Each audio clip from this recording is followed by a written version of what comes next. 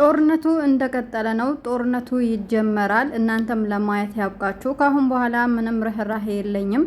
የተናገረቻትን ነገር ሁሉ እንዳለ መልሳ ትውጣታለች ብላ ፍቅር ዝታ ሄዳለች ማለት ነው። ሰላም አለይኩም ወራህመቱላሂ ወበረካቱ። ውድና የተከበራችሁ የተወደዳችሁ ውድ ቻናሌ ቤተሰቦች እንዴት አመሻችሁ? እንዴት ናችሁ? ደህና ናችሁ? ሰላም ናችሁ? እኔ ጋር ሁሉ ሰላም፣ ሁሉ መልካም ነው። እናንተም ጋር ሰላም እንደሚሆን ሙሉ ተስፋ አለኝ። ባላችሁበት ሰላማችሁ ብዝት ይበልልኝ እያልኩኝ እንደተለመደው በአዲስ ቪዲዮ መጥቻለሁ።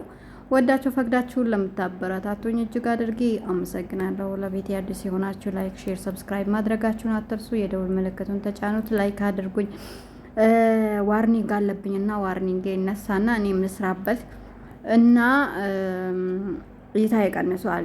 ዋርኒንግ ብሎኝ እይታ ይቀንሷል እና እናንተ ታብታብ አድርጉ፣ እኔም ደግሞ ልለፍልፍ እና እኔ ምለው ማለት ነው። አንድ እኔ ግራ ያልገባኝ ነገር አንድ ቤት ጠራውሽ፣ እኔ ነኝ የጠራውሽ ትላላችሁ፣ ግን በዛ በተጠራው ቤት ቪዲዮ ይለቀቃል። እንዴት ሊሆን ይቻላል? እንደገና ደግሞ የሩታ ካሜራማን እንዴት የፍቅር ጋር ሊሄድ ይችላል? ቀድማ ያው ጠርታታለች። ቀድማ የእሷን ካሜራማን ጠርታ ነው ወይስ እንዴት ነው? ይሄ አልገባኝም። ይሄንንም ጥርት እያረጋችሁ ሄዱ። ያው ጦርነቱ ሳይጀመር በፊት እኛ ደግሞ ይሄንን ነገር ክሊን እናድርገውና እንሄድ፣ ከዛ እንቀጥልበታለን። እኛ እኮ ደስ ይለናል፣ ጦርነትም ደስ ይለናል፣ አብራችሁ ብትኖሩም ደስ ይለናል፣ ብትለያዩም ደስ ይለናል። በተለይ ከእናንተ ስር ያለን እኛ ማለት ነው። ሌሎቹ እንኳን ተዋቸውና እኛ ከእናንተ ስር ወደ ላይ ከፍ ምንል ያው ሁሉም ይመቸናል ልላችሁ ፈልጌ ነው። ሲቀጣጥል ምን እንዳችሁ ፈልጌ ነው። ያኔ ፍቅር የመጀመሪያው ናት፣ እሱም የመጀመሪያው ናት፣ እሷም ደግሞ ለሱ የመጀመሪያው ናት። ከዛ በኋላ ደግሞ አብርሽም ትቷት ሄዶ ከዚህ በፊት እንደውም አዲስ ቻናል ይዛ ስትመጣ በጣም አልቅሳ ያዝኑላት አዝነውላታል፣ ያላዝኑላት አላዝኑላትም። ከዛ በኋላ ደግሞ ከዩቲዩብም አልፎ ብቻውን ያኔ ከሌላ ሰዎችም ትሰራ ነበረ ዩቲዩብ። አንዳንዴ ደግሞ እና አብርሽንም ጋር እንደዚህ ዘው ተጣላን ካሉ ያው እሷ ትመጣ ነበር በመሀል እና ዞሮ የራሷን ህይወት ነበራት። እሷም የልጅ እናት ናት፣ እሱም ደግሞ የልጅ አባት ሆኖ ከዛ በኋላ ደግሞ ንዝንዙ አልተመቸኝም ብሎ ተመልሷል። እሷም ያው ከዛኛው ሰው ሪሌሽንሽፕ እንዳላት ያኔ እንደተቋረጠ አውቆ እሱም ያው ወደ እሷ ተመለሰ ማለት ነው። አሁንም ሲመለስ የሰው ልጅ አንድ ቦታ ወደ አንድ ቦታ ሲሄድ አንድ ነገር ጀምሮ ሳይሆን የጀመረውን ነገር ጨርሶ ከዛኛው ጋር ያለው ነገር ሁሉ ነገር አብቅቶለት ነው የሚሄደው። እንትን ባለፈው እነ ሩታን ሰብስቧቸው ምን ሲላቸው ነበር? ይሄ ሁሉ ነገር የሚያመጣው ይሄ ሁሉ መዘዝ የሚያመጣው አብርሽ ነው ብዬ ነው። በሴቶች አልፈርድባቸውም። ምክንያቱም የእሱ አቋም ያስፈልጋል። በዚህ ሰዓት እነሱን እንዲጣሉ እርስ በራሳቸው እንዲጋጩ የሚያደርገው አብርሽ ነው እና ያለውን ነገር ባለፈው ምንድነው ያላቸው? ለጊዜው ከማንም መሆን አልፈልግም፣ ከሩታም አልሆንም፣ ከሄርሜላም አልሆንም። ይሄንን ድርጊት ያደረገብኝ ያሳመመኝን ሰው ፈልጌ እስከ ማወጣው ድረስ ለብቻዬ ተውኝ ብሎ ነበር የሄደው። ባለ በሶስተኛው ቀን ያው እሱ ከቡታጀራ አዲስ አበባ ሲሄድ ስደቱ ነው። ከሴቶች አንድ ቀን ከራቀ 4 ዓመት 5 ዓመት እንደራቀ ነው የሚቆጠረው። እኛ ምን እንበል እና ዞሮ ምንላቸው ፈልጌ ነው ሴቶችን የሚያባላቸው እንዲጣሉ እርስ በራሳቸው ክብራቸው።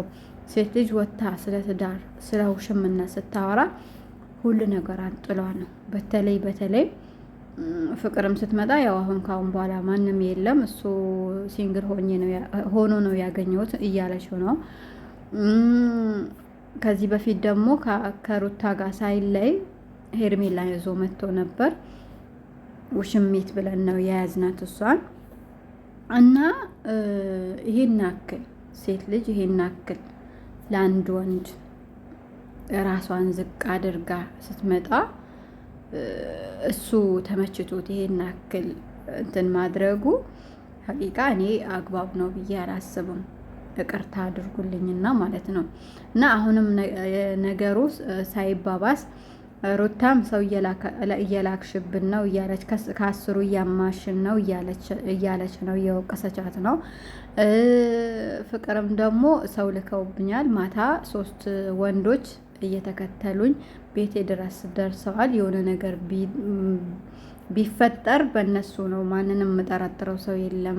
ማንም ምንም አያደርገኝም። ምንም ያደረኩት ሰው የለም። በዙሪያዬ ያስቀየምኩት ሰው የለም እና ከነሱ ውጪ የሆነ ነገር ብሆን ማንም አይደለም እነሱ ናቸው ብላ ያው በሩታ ቤት እንደ ምስክርነት እንዲቀመጥላት ቪዲዮ ሰርታ ሄዳለች ማለት ነው።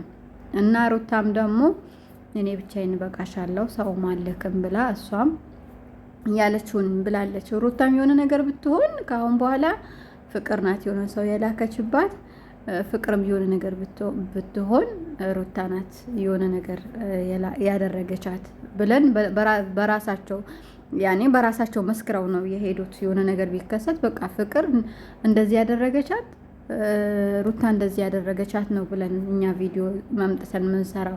እንደዛ ለምን አላችሁ ብላችሁ ደግሞ ኦዲየንሶች ልትቆጡ አይገባም። ልንገራችሁ ብዬ ነው። እነሱ ነው የተናገሩት ነው መጥቼ የምናገረው። ግን ይሄ ሁሉ ሲደርስ ከዚህ በፊት የአብርሽ እህት ነበረች፣ ቡዜ ነበረች። ሄርሜላን አግባት፣ ለሄርሜላ ለአንተ ብዙ ነገር አድርጋለች፣ ብዙ መስዋዕትነት ከፍላለች ብላ ነበር ስትቀውጠው የነበረው። ዛሬ ላይ ደግሞ ለምን ዝም አለች? ለምን ዝምታ መረጠች? ወንድሟን የመክሰስ ቤተሰብ ጋር የማድረስ ከታመመ ማሳከም፣ ይሄ ነገር የሚሰራው ነገር መጥፎ መሆኑን ለምን ወታ አትነግረው? እንደ ትላንትና ከስርስራቸው እንደነበረች ዛሬም ለምን ከስርስራቸው አትሆንም? የኔ ጥያቄ ነው። ግራም ያጋባ ነገር ነው። አሁንም መጥፎ ቦታ ሳይደራረሱ የሆነ ሰው ሊደርስላቸው ይገባል ብዬ አስባለሁ። ዝተዋል። ነገ የሚመጣው ነገር አይታወቅም። እንደዚህ መሆን ሴቶቹ ተመካክራችሁ ፍቅር አሁንም እኔ የምነግርሽ ነገር ቢኖር ለሩታ ያልሆነ ሰውዬ ላንቺም አይሆንም። ትላንትናም ላንቺም አልሆነም። አንቺም አሳልፈሽ ለሩታ ሰጥተሻል። ሩታም ደግሞ አሳልፋ ለሄርሜላ ሰጥታ አይታችሁታል። ስለዚህ ይህንን ሰውዬ ሁላችሁም መራቅ ነበረባችሁ። እንደውም ማያቅ ሰው ነበረ ማግባት የነበረበት። አንቺ ተመልሰሽ